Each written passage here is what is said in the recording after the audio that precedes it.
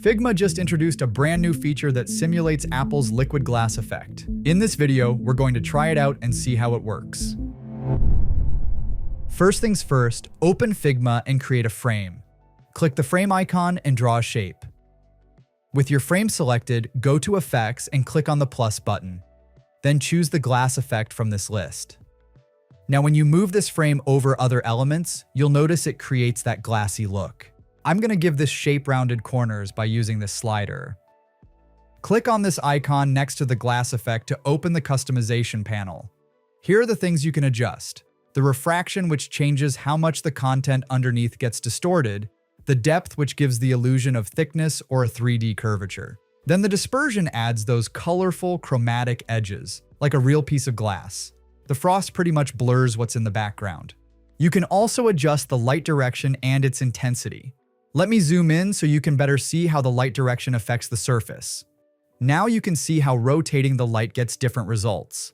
The power of this effect really depends on what's behind it and its resolution. For example, here's the effect on some text. Then we got this UI element inspired by Apple's introduction video, and then I've also added some photos. Even here, it adds a nice refractive touch.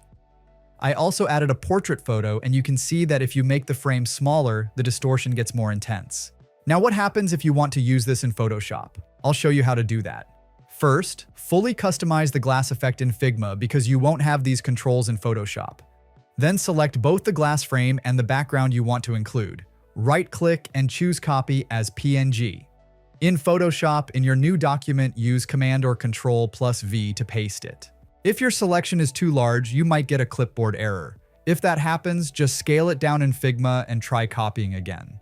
Once pasted, Photoshop will preserve the transparency and the glass effect as a flattened PNG, which is pretty good for further editing. This also works the other way around if I add my design in Figma. I got this design I quickly grabbed from rawpixel.com, where you can find a lot of other cool templates and mockups. If you want to start using it, check out the affiliate link in the description. Now I'm going to bring the glass frame on top of the design and make sure the image is placed below the frame in the Layers panel in order for it to work. You can also change the order if you right-click on the frame and then choose Bring to Front.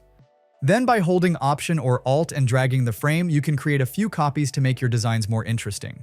And that's how you can use Figma's new liquid glass effect. Let us know your thoughts in the comments below. Don't forget to visit the Creative Society website for design resources, music, and more. If you want to continue learning, check out this other video on the screen. Thank you and see you next time. This is Creative Society.